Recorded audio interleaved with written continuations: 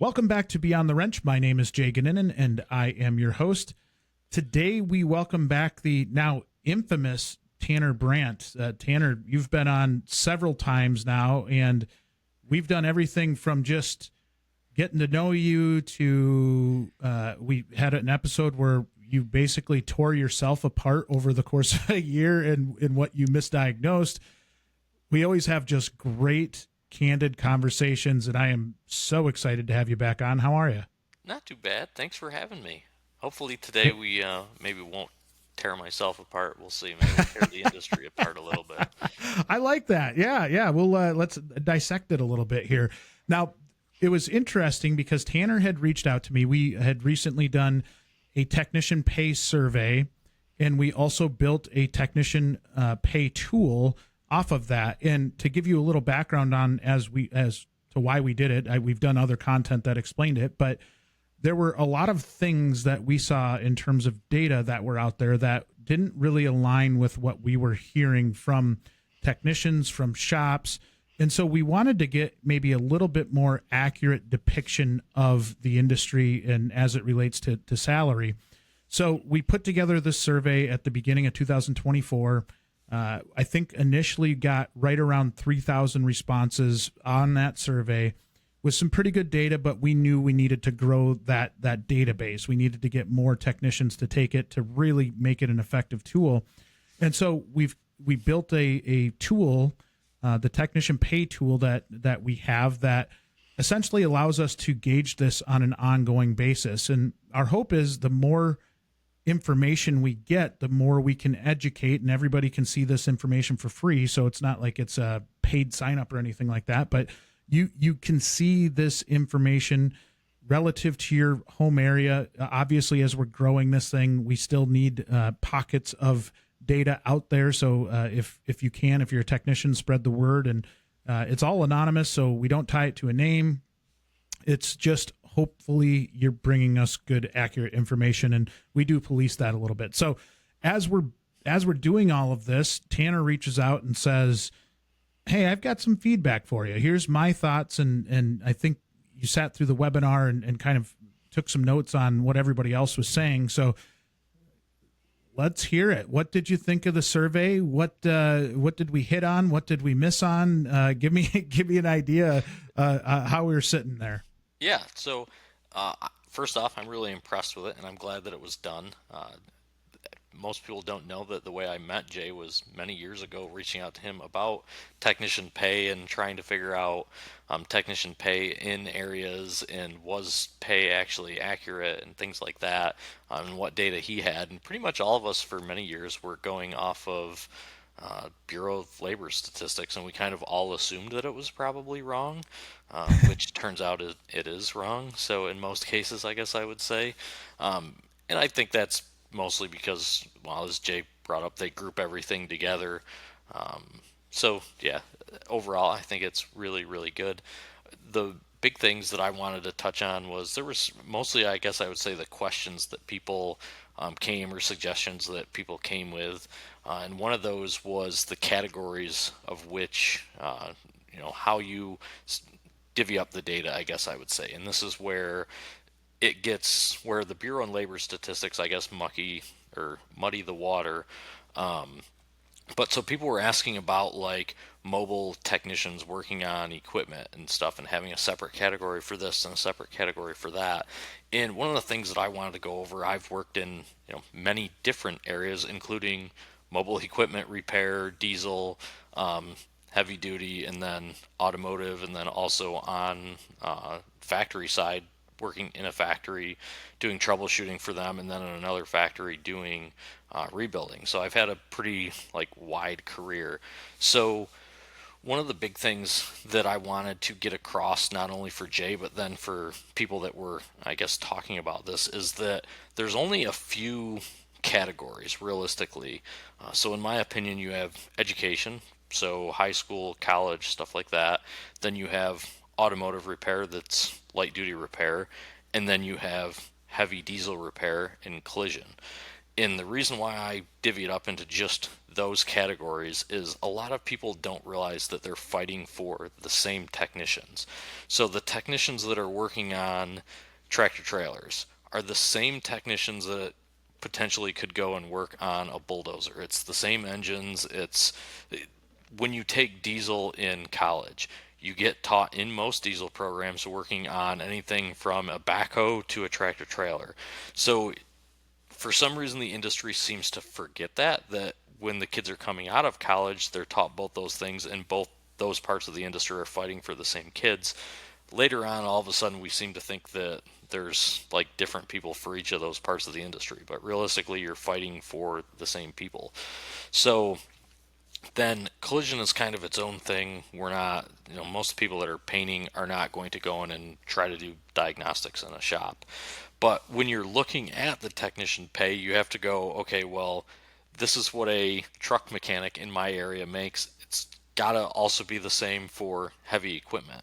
So when you're a shop trying to decide on what to pay, you have to be realistic of like what your category is, and not, I guess, in your mind try to make up and go, well, yeah, diesel mechanics are making this, but I don't really need a diesel mechanic. I just need them to work on tractors. Doesn't matter. You're pulling from the same pool of people, so your pay is going to have to be the same. And then I would say even with like collision shops, sometimes there's collision shops that side of the industry has changed quite a bit. So there's the collision shops that are just strictly doing paint and they're farming everything else out.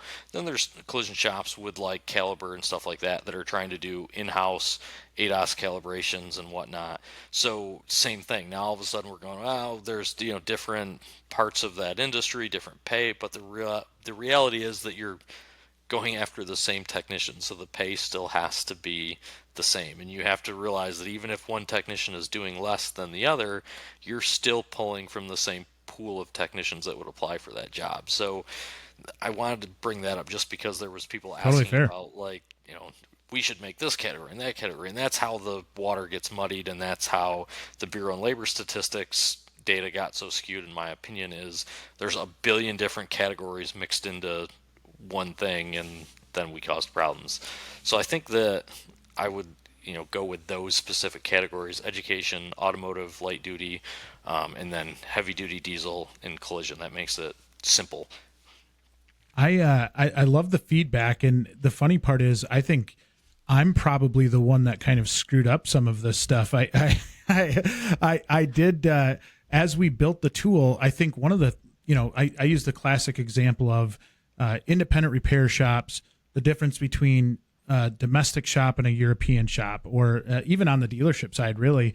And it's trying to get a little bit more granular. And I think it was because of the Bureau of Labor Statistics and essentially putting a diagnostician in the same bucket as an entry-level lube tech, right? And so trying to break those apart. And I think when you look at the tool, you're able to do it based on years in the industry, your area.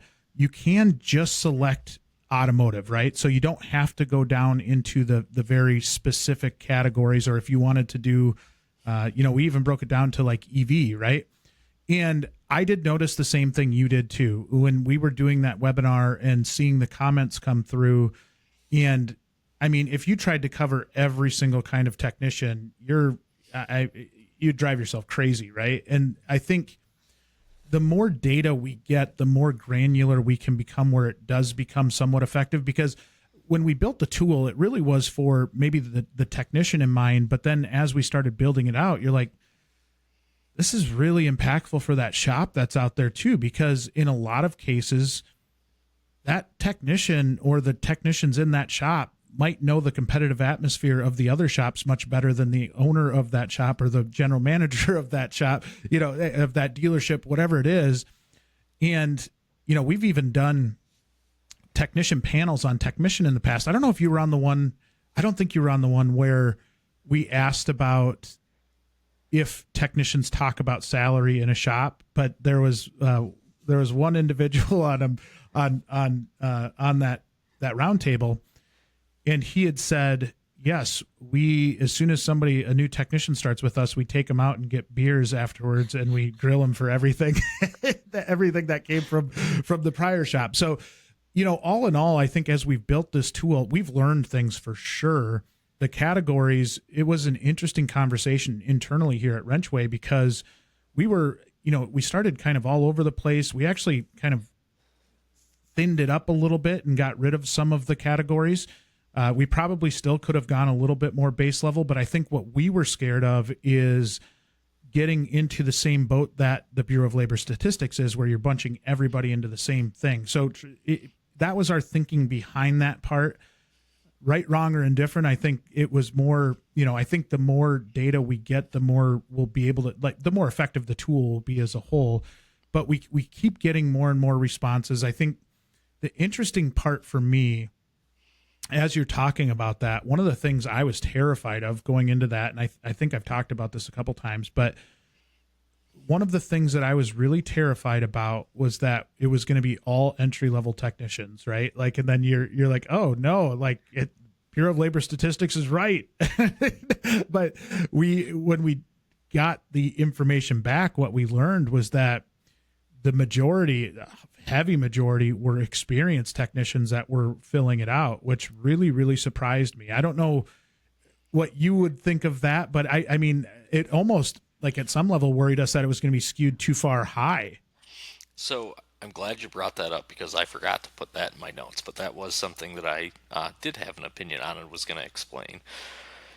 So the large amount of experienced technicians, you actually touched on this and you were 100% correct. It has to do with just simply that there is not that many young technicians.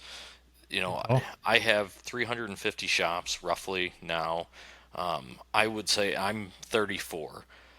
I very rarely see people my age. I have probably half a dozen shops that are owned by people my age.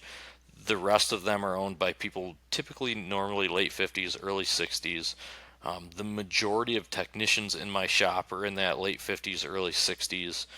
If they have somebody young, unfortunately, typically it's one or two people, and those one or two people are never the same year to year.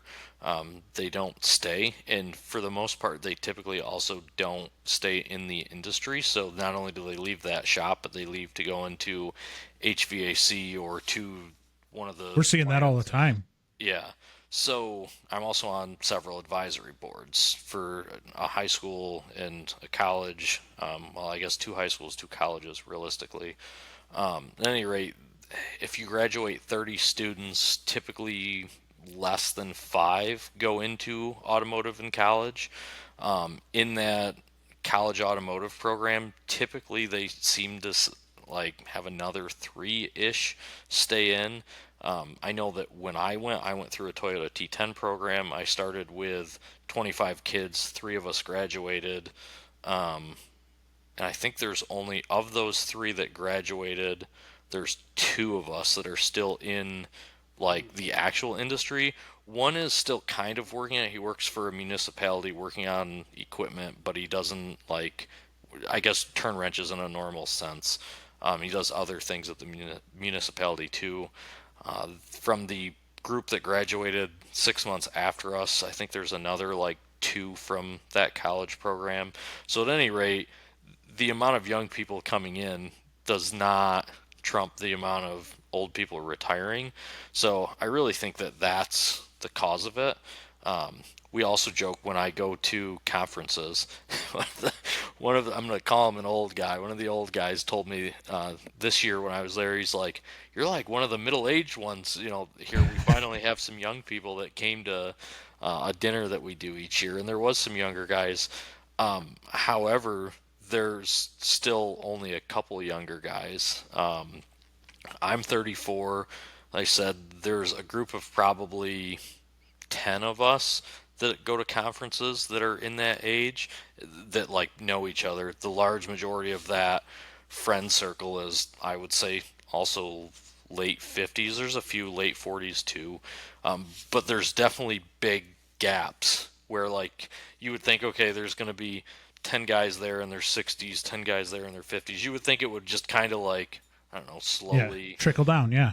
Yeah, and that never seems to be the case. I mean, every shop I go in, there's always a big age gap. It's 60s and then 20s. So we seem to be missing, I would say, that like 30 to 50-year-old group of people that then, you know, and I go, well, I'm in 15 or no, 18 years now.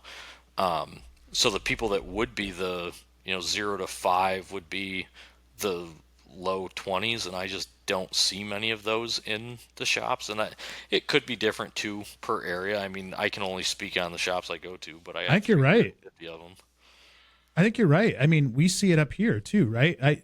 I hadn't really thought of it in that context until you just said that, but you are so incredibly right. Even my friends that have shops, like good personal friends, they have that same kind of getting close to retirement, bodies breaking down to the brand new, and not a lot in between. And it worries me a little bit, right? Because what are we going to do differently to keep the now 20s in there?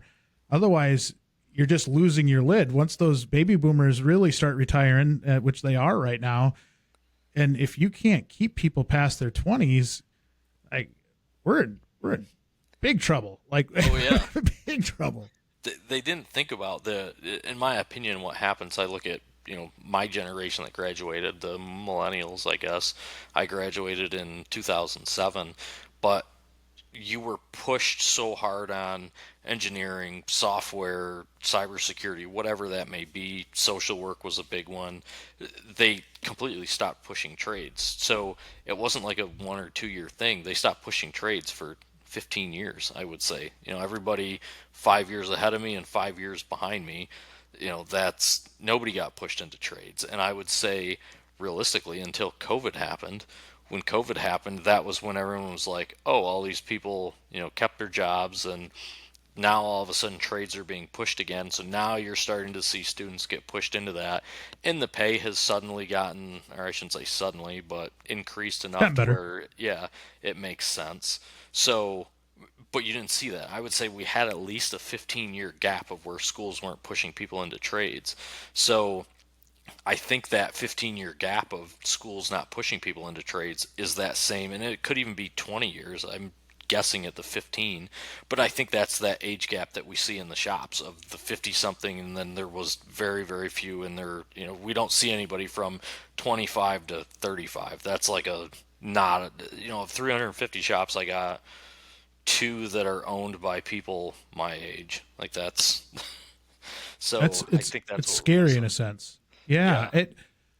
And as you're saying this, I think it kind of clicked with me that the data that we got back then is probably a lot more accurate than even I thought, because if you've got a lot more people leaving than you do coming in, those people that are older in their career are obviously getting paid a lot more. And so that would push that average up. And that's what we saw in the data too, right? Was that it was definitely a more experienced technician that filled out the survey. And I think we're seeing that consistently with the tool too. Like as we've tried to make this more real-time live data, I think we're seeing that continue. Now, I would really like for some of those young techs to get out there and fill it out so that we can get a good clue as to where they're at, because I still think when you're a shop and you're looking at a young person, we have this internal battle that, like, I think there's still a lot there. Like, I'm just going to start everybody off at $12 an hour after they get out of like school or, whatever, or even if they're in high school, right? And you're bringing them on as an apprentice.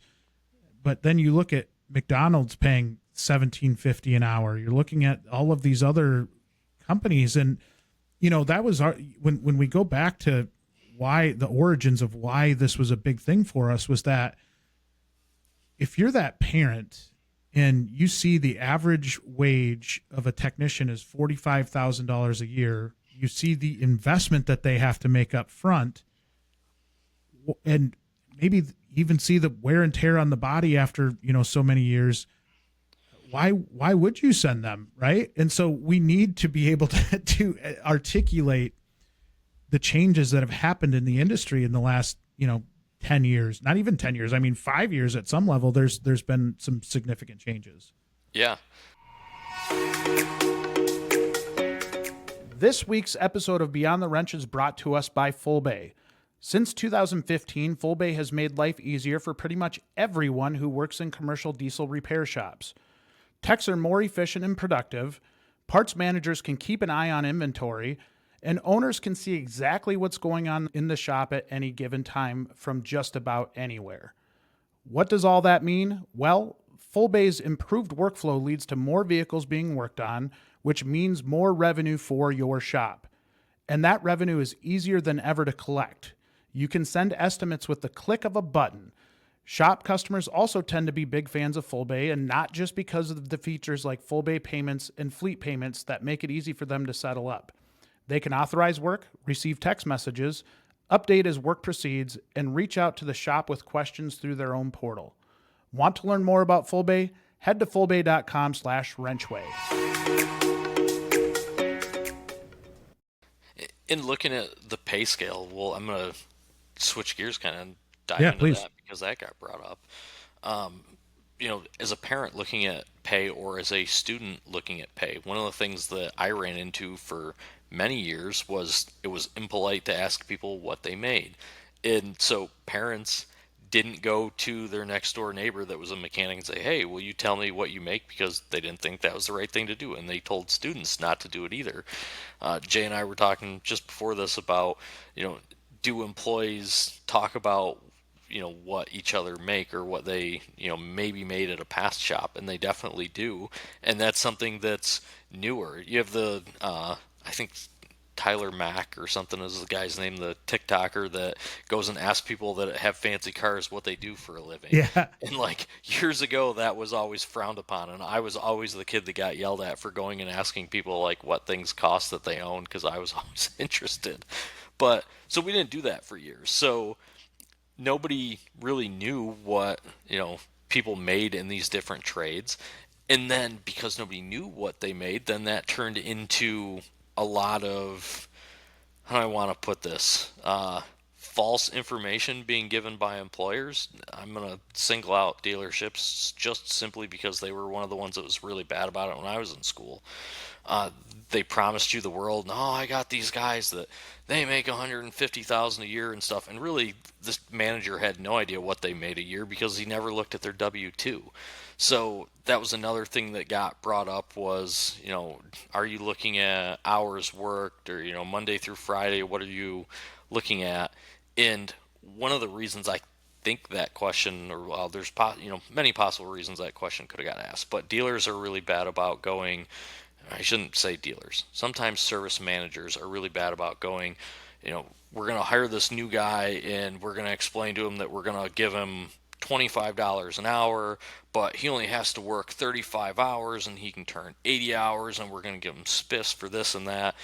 But at the end of the day, the reality is none of that matters. What matters is going out into the shop and saying, okay, how much do you make? How much do you make? Because even if they paid $50 an hour, if you go out and you ask those guys in the shop how much they make and nobody makes over $50,000 a year, then you're probably not going to want to work there.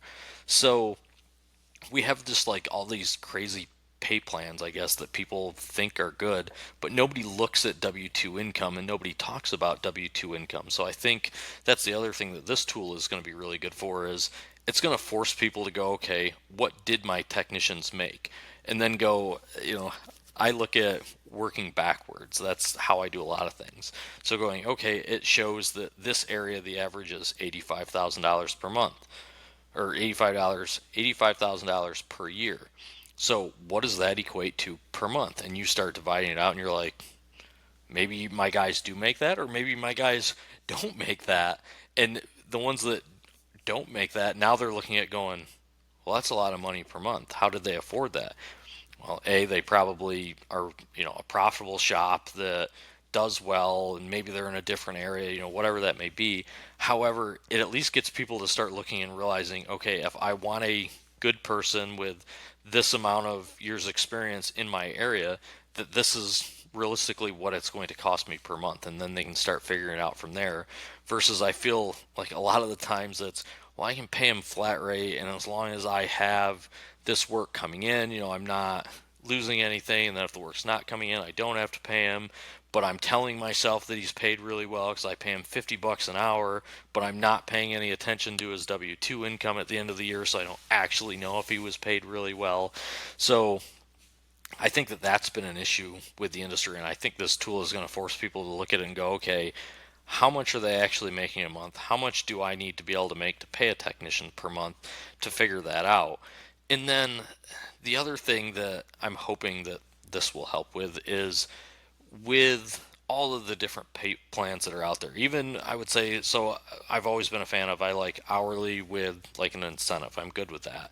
But even that type of pay plan, from one month to the next, you have these wild swings in pay. So when I was in New York, it was really bad. Down here, it's a lot better because it's a mild climate. But from June to September, you were normally okay.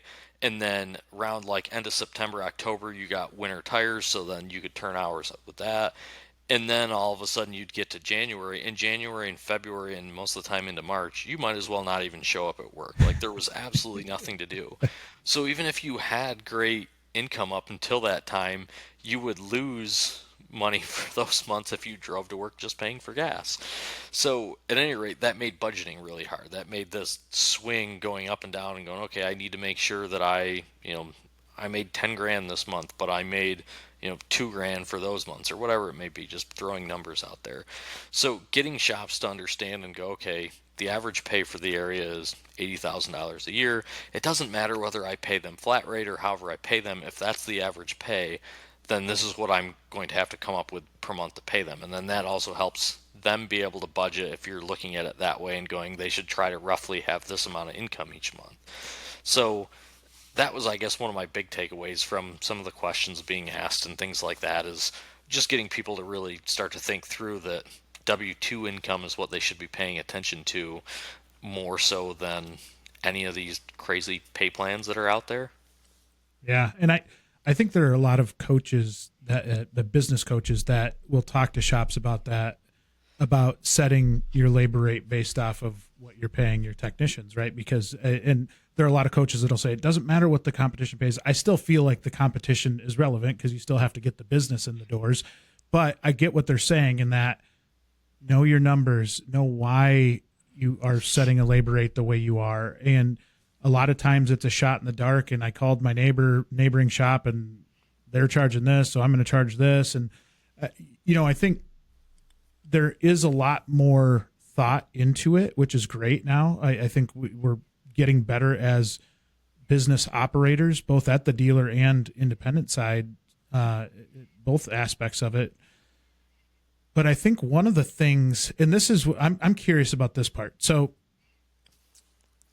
say you're that business leader, and I still think you're trying to explain and justify why your business needs to make profits and why, and it's such a weird conversation at times, because I still think there's a lot of technicians that will say, well, I see what that labor rate is and I know what I'm getting paid, and it doesn't add up. I don't know how this doesn't add up. And I think a lot of it falls on the lap of a leader because they haven't done a good job communicating how the business operates. And one thing I've noticed over the years is that, especially for those experienced technicians, if they've never had somebody sit down with them and explain the numbers to them, their mind automatically goes to like, I'm getting screwed over here. They're not paying me what I should be, or like they're hogging all the profits. And in reality, one, you're in business to make a profit. Like that, as a shop, that's the point of doing a business. You take on liability risk, you take on a whole bunch of other stuff that I think a lot of people don't know, but then it's not as much as they think it is. I think they think a lot of times it's the difference between my labor rate and my pay and what the labor rate is. There's just so much that goes into it. And I think shops could do such a better job at talking to their people about financials and getting them to understand it, because then hopefully you take away some of the skepticism that you're trying to screw them over. And I get it's uncomfortable for a lot of people, right? That conversation isn't the most fun one to have sometimes, but in the long run, I think you at least have a foundation to build off of then. Oh yeah. I mean, we have to look at that even in school. We don't teach anything to do with taxes or business. So nobody knows from day one. They have no Yeah. understanding that if you go to a grocery store and you buy a loaf of bread, that grocery store didn't pay the same amount for the bread that you were paying for it. There's markup on the bread because that's how they make money. So nobody has that understanding. So that's like problem one that we have to overcome is it's not taught in school. But then once you start explaining that, whether you're explaining it to an employee or you're explaining it to a customer who says, I can get parts for, I can buy parts on Amazon for less money than what you're selling. And you're like, some people don't want to tell customers that there's parts marked up. And I don't know. I have a different opinion of that. I know some Same. coaches don't, but like you have to educate people and take the time to educate them, and that this is how business works. I like the grocery store analogy because people get it. Some people like you bought you don't buy a steak and take it to the restaurant. I feel like that upsets people when you tell them that. But at any rate, so you have to kind of coach people through that. But with employees, a lot of times the employees don't understand, okay, we sold X amount of hours. I paid each of you X amount of hours, add all that up, then go, okay, we sold X amount of dollars in parts. We paid out X amount of dollars in parts. So, like, they've never had it laid out. And then I think part of it, too, is that also the pay plans, again, are so weird that if the owner is like, well, you turned 40 hours and then I gave you blah, blah, blah, this bonus, and it gets so confusing. Yeah. So then they don't even try to understand it. And they're just like, you said, well, I got screwed. The shop made $180 an hour, blah, blah, blah. But they have no way to even figure out what the shop charged because their pay is so weird because they got a spiff on this and that. And so at any rate, I think that some of those companies do that to themselves and where they have no understanding. I also think that there's a lot of companies operating out there that don't know their own numbers. We see it. I just had lunch with or dinner this past weekend with one of my really good friends, and I'm not going to mention his name because he bought a shop and that may get back to that shop. But at any rate, he just recently bought a second shop and everything was handwritten. And so when he bought it, they thought everything was 100% profit. And it's been a shop for like a long term or a long time. I think it was the owner passed away and then he stopped there for something and that was how he found out about buying it. But at any rate, they thought it was 100% profit and they didn't know their own numbers. And like after the first month, he showed them, "You lost money this month," and they're Mhm. like, "No, no, no, no." And he's very, very financially savvy and very transparent with the employees. He's like, "This is the amount of money the shop brought in. This is what payroll is. This is what parts were. The shop lost money." So he can't go back through all of their past months because it was all handwritten and the parts invoice and stuff are gone. But so he's had this shop now for I think 6 or 8 months, and it was like month after month after month after month of it losing money. And he told them in the very beginning, I'm not going to change anything until I figure out what you guys are actually doing and what's going on. So he's just let it stay the same so that then he can build his plan and show them. But it has not made money. And he's like showing them, look, this is not, but the previous owner ran it that way and thought it was making money, but it was never actually accruing any usable profit. Yeah. So there's definitely businesses that run like that the whole time. I would argue that there's large companies that run like that, and you can see that in looking at their stock price. I mean, if a stock price of a company for 10 years just slowly goes like that, and it's a huge, commercial company with an automotive, we'll speak about it specifically, chain stores or something like that, and they're like, they must be profitable. And I'm like, look at their stock. It's lost money for 10 years. Like, it's not profitable. And there was one too that a large company bought. I gave them my opinion. They're local to me. They bought into some chain stores, and I explained to them why I didn't think it was a good idea. They disagreed with me. Went, no, no, no, we'll figure it out. In like 3 years, it was decided that they were losing money on all of them, and they sold all of them. And I'm like, you can't make money without understanding your numbers, also understanding the part of the industry you're in, what it's a business plan, obviously. But so at any rate, there's also large companies that don't understand their numbers, and it never trickles down. So the employees don't have any idea of what they're actually making in comparison to what the store is making. And I feel like too, a lot of times those store managers may get told, well, the store brought in this amount of money, and that store manager may not have any idea of what the technicians are making, so he may also not know if the store actually made money. And yeah, there's just a lot of people. I guess where I'm going with this is there's so many companies out there that have all these crazy ideas in their head of like, well, I'm giving technicians this and I'm giving this bonus, and then I'm taking in money for this on this thing, and I'm adding it, and they don't actually know because they're not paying attention to the real numbers. What is the employee making at the end of the year? What did that equate to per month? How much did the shop make per year? Looking at all of the numbers is so important, but the hard numbers, not all of these, I'm going to call them fictitious things. It's money in and money out. And I feel like that doesn't get looked at or talked about enough. Yeah, I was telling Tanner, I just got torn apart in a Facebook post by somebody because I had said that there are a lot of shops that could use coaching, and honestly, on the dealer side too, I think the manufacturers have done a really nice job. Sometimes, I don't know that it's all the time, in understanding that side, and I won't go into details about the post, but it was very interesting to me that their perspective was that it costs money and they don't have any money, so you're forcing them to pay a coach to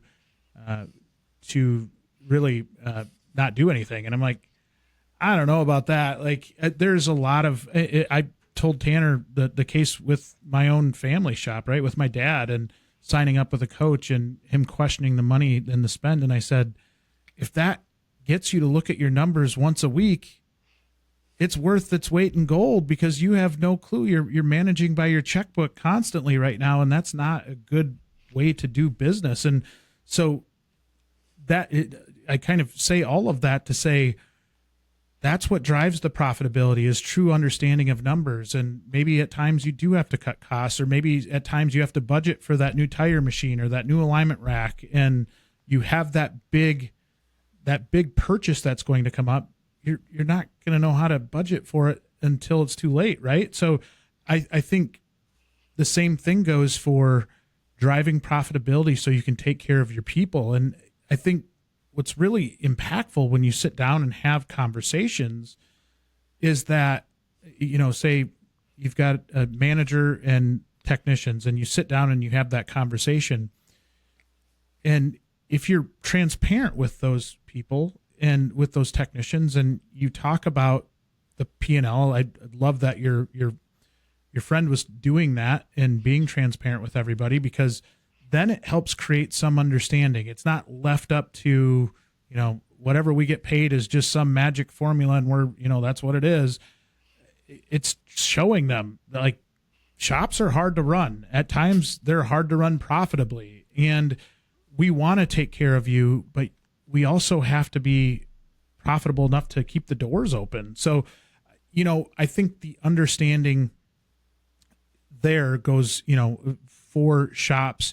I do wish I do see it maybe a little bit more in trade school now, where they are talking about the business side of it, which is beautiful. I think that for students to get an understanding of it there, helps that baseline of knowledge so that they do have some understanding of the business when they come in. I don't know. I know I'm going off on a spiel here, but I just, it's one of those things that seems like really low hanging fruit. And you talked about needing to know your numbers. And if you don't know your numbers, get some help, like get somebody to help you out. There's a lot of people that will be upset and say, well, I don't have any money to do this, and it's easy for, an outsider to say that. But at the end of the day, if you're at that point, then you have a job, not a business. I'm not saying that's a bad thing. However, you need to then make that decision and go, okay, should I be doing this or should I go work for somebody? And one of the things that I kind of, I guess, as a business owner found intriguing during COVID was the amount of businesses that failed and then they blamed the government. And they're like, if everything hadn't got shut down, I'm like, the reality is so I'm in South Carolina. Nothing totally shut down here. Like, it was different, but there was still people, like restaurants in particular I'll use. I don't know anything about the restaurant business. However, all of the restaurants had as much takeout traffic as they could have. You could not get into any of their parking lots. So there was some restaurants that failed, and they did so though like within the first month. And I guess I looked at that as going, they were all, some of them put signs up and then they were like, the government did this. And I'm like, you did not have enough money to sustain paying 3 employees at what was waitress wage here, which is like $3 an hour. You didn't have enough money set aside to pay them and pay your rent on the building, which means that they had less than probably like 3 grand in their business savings. And with a new business starting out, I don't expect people to have large amounts of money. But when Sure. you're a business that's been in business for 15 years and that's all that you have set aside and you have employees, in my personal opinion, if that's you, then either you should be trying to get a coach or reaching out to somebody and asking for help, because you're literally on that knife edge of like, am I going to be able to make payroll or am I going to go bankrupt this month? And like, there's no reason to live that way. It's crazy stressful. I'm not saying that, like, I guess people get really upset to this lady in particular where she yelled at you and was like, this hurt me and I am upset about this. And it comes down to people just get upset over money, but it's not telling them that they're a bad person. I'm not No. telling you that you're a bad business person. I'm saying that you may not have the information that you need to make your business, whether it be automotive or other business, profitable. And if you're living like that and you're that much, that close to the edge money wise, then either you're better off working for somebody who could make more money and not be as stressed, or you should be reaching out to get yourself some kind of help to get yourself out of that hole so that you're not stressed. And then also, if you have employees, that your employees aren't on that point of where they're like, am I going to get paid this week or am I not going to get paid this week? I have a couple shops in this area. The owners don't know that I know that their technicians had left and went elsewhere, and I asked them why they left, and they're like, yeah, he was saying like, oh, he didn't have money and like could get me the next month and the next month. So like, I don't take checks from those people. And like, they don't know why I don't take checks from them. I just tell them that I don't take checks, and I don't take checks from them because I know they have no money. So I always tell those technicians, I don't blame you. I think you're right in that. And I'm not going to go have that conversation with that shop because they'd probably yell at me just like you got yelled at Facebook. However, people in town know that. I know that, so I don't take checks from them. And then I'm looking at it going, are they going to lose their house this month? Are they going to make payments? And a lot Which of is times heartbreaking, right? oh Like yeah, that's you don't want to see that on anybody at all. no. And some of them, I go, they're great because I work in automotive. I go, they're great technicians. I could take them and put them in a position at another shop and they would have tons of money. They would have no stress. Family life would get way better. But instead, they're running a business that, doesn't make sense anymore. Also, there's several of them that own the property outright and they're sitting on a property letting the business die, and the property is worth millions of dollars. However, the property plus the business would have been worth like tens of millions of dollars in some cases. So that's a conversation too, and sometimes I get myself stuck in the middle of a family that's looking at transferring a shop or saying, okay, I'm going to give it to my kid. And sometimes the kid doesn't want it. So as they Seeing get that more and older, more too. oh yeah, and as then they get older, the shop starts to get worse and worse, and the kid's like, I, haven't wanted anything to do with this for 10 years. Now all of a sudden the person passes away or gets in bad enough health, and they're just like, here, it's yours. Well, now the business isn't worth anything, and the property might not be worth anything, and they would have been better off if they really wanted to leave the kid something to just sell it when it was profitable, put that money in a fund, and go, hey, when I pass away, then you can have it at that point, and it would have set up the family better. So I see both sides of it. I think that people should reach out and get help, and I think that to go full circle is looking at the average pay in each area. If you are an owner and you're going, I'm paying myself, not everybody obviously, when they file taxes, what they put down for their owner income versus what they actually make with between your expenses and everything. We all get that, but if you're somebody that's legitimately making like 15,000 a year, like that's realistically the amount of money that you gave yourself, and you look up the technician pay and it's $80,000 a year, then like you're probably better off working for somebody. And a lot of people always say too, well, I can't go work for somebody, and I get that. There is those scenarios you can't work for someone. However, if you're like that far apart of what you paid yourself versus what you could make in an area, you might as well go work for somebody. And now that you can look at that data and know for sure, yeah, like I've pulled up my zip code and I put it in, and this is how much the technician should have. If that's more than what you make, then cool, you can jump ship. Also, if that's significantly more than you're paying your technicians, and you go, I could never afford that, well, that's a red flag to you to say, okay, why can't I afford that? What should I be doing differently? How do I get that help? So I think there's more to gain from this data than just the pay itself. I think it's a Agreed. pretty good business indicator. I That's a great point, a very solid point. The Bureau of Labor Statistics says technicians make around $46,000 a year. Does that sound like BS to you? We thought so too. At WrenchWay, we work with some of the best shops and dealerships across the country, and we've seen technicians make a lot more than that. So we decided to gather our own data. We're excited to announce the launch of our new online technician pay tool. You can now search technician pay by industry, shop type, location, and experience. We've already had over 3,000 technicians submit their pay data anonymously.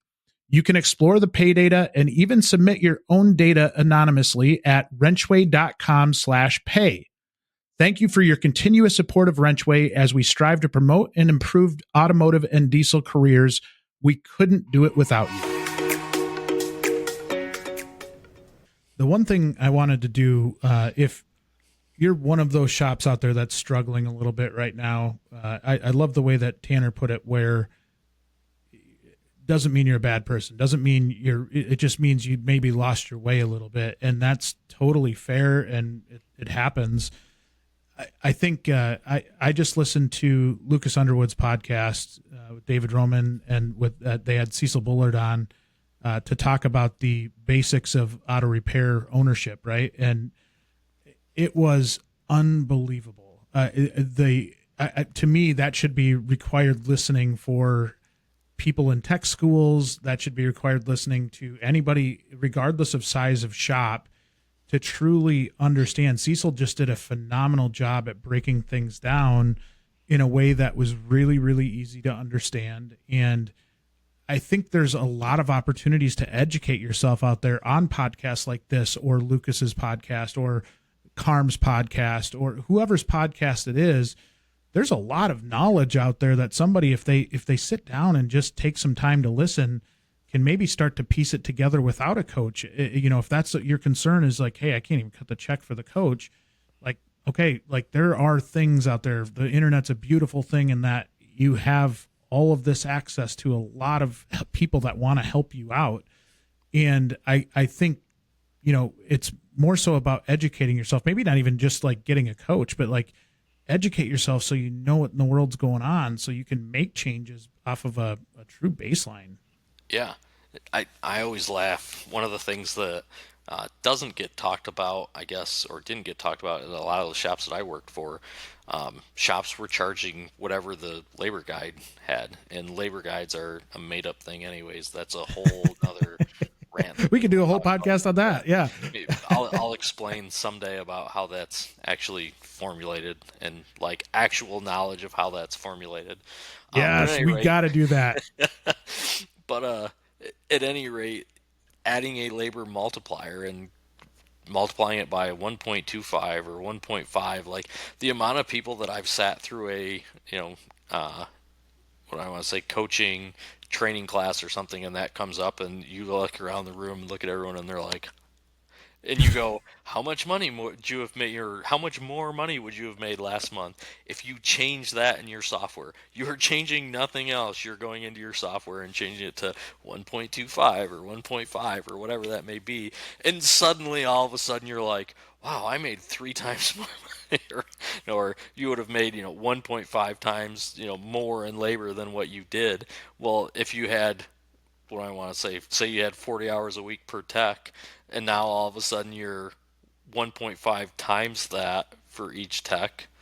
That's a lot of money, a lot of extra money each month. So sometimes it's just simple things, and you'll pick that up from listening to a class or listening to this podcast and go, oh, I didn't know that was a thing, and now you can go ask people about it. So sometimes it's literally that simple. It is. And as you're talking, one thing that I think has been forever talked about, and especially with the flat rate environment, but I do think this is impactful for the hourly plus types of people, are the impact that a properly written work order does for you, right? And I think one of the things that drives me absolutely nuts about our industry, and has forever, is that we just blindly give away diagnostic time over and over and over again. And I look at it, maybe that's another podcast idea, is Tanner teaches us how to sell diagnostic time, because that is what you do. And it's so hard for our industry to get their hands around this. And, it just blows my mind that we put our best people on these diagnostic jobs, the people that we're paying the most. And because we don't document correctly, or we're afraid to have a conversation with the customer, we just write that time off, and it goes, down by the wayside, to the point to where a lot of shops have just leaned into maintenance because they don't want to deal with it, because they just don't know how to sell diagnostic time. So just give me some advice on how in the world do we accurately sell diagnostic time, because I think that would make our industry spades better. Yeah. So very quickly, of looking at a mass airflow, we're going to talk about this one. It's not a ton of time to diagnose it. However, depending on, skill level and what they know about testing it, sometimes that's an hour, 2 hours, and they're swapping some stuff, they're cleaning some stuff, playing around trying to figure out what's going on with the car. You're driving it multiple times, and then all of a sudden you come to the conclusion that it's a mass airflow. Maybe the technician's got an hour into it, maybe he's got 2 hours into it, maybe he's got 3 hours into it. You sell a mass airflow, it's literally 2 seconds to change it.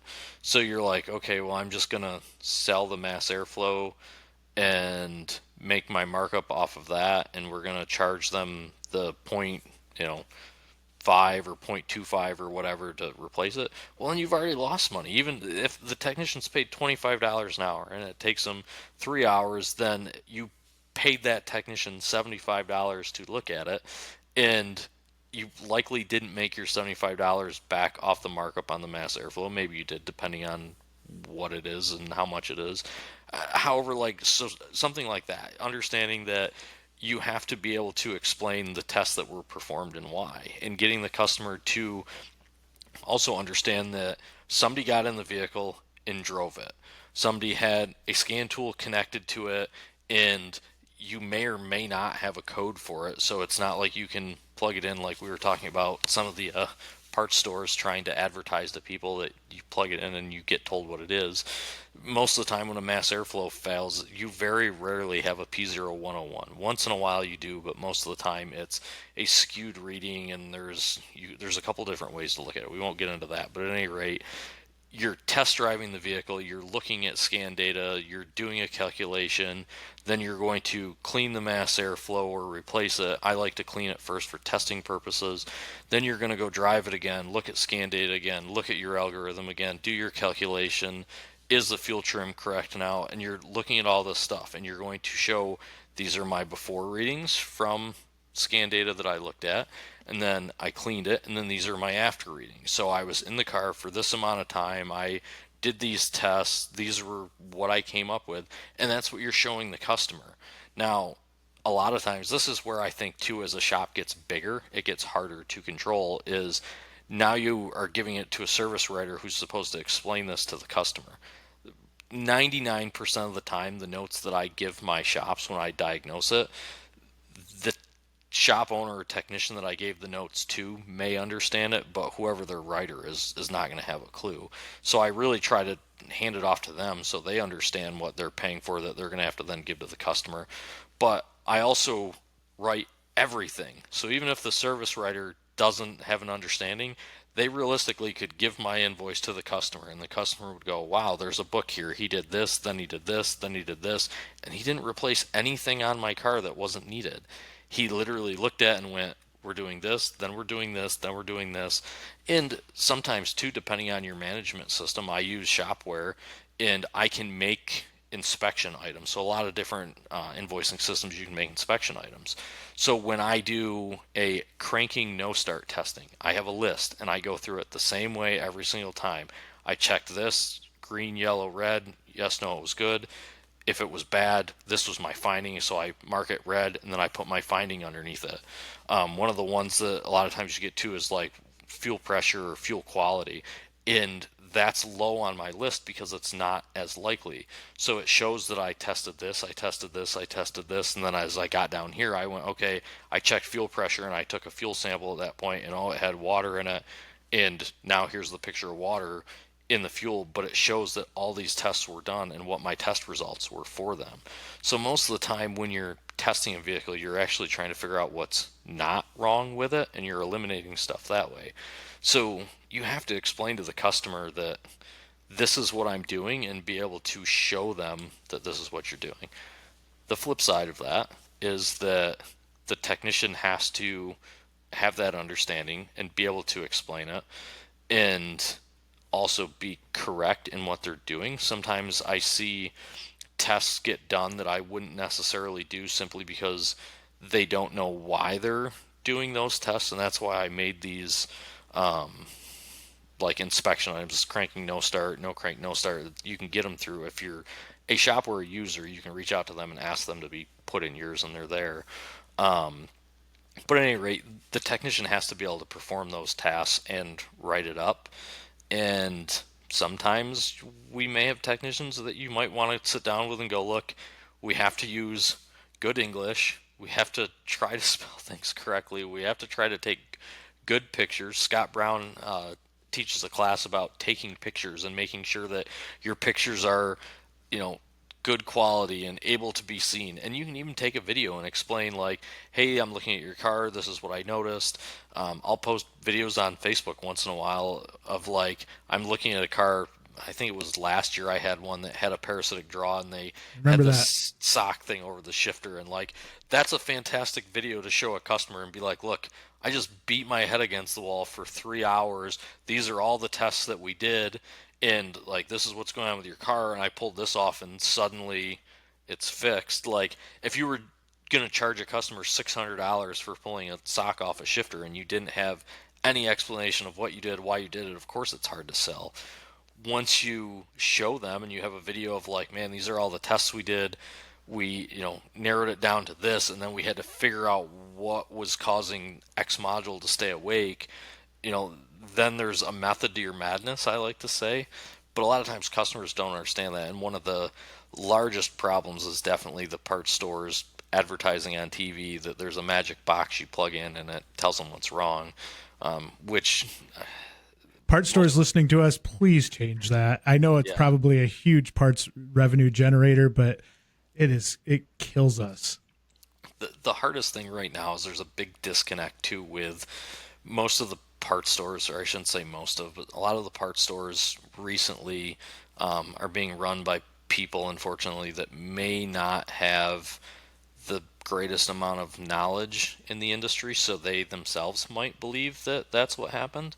One CEO just left a company that, in my opinion, that's kind of what went on, and they were a little bit out of touch of what was going on, and it was reflected in their stock pricing.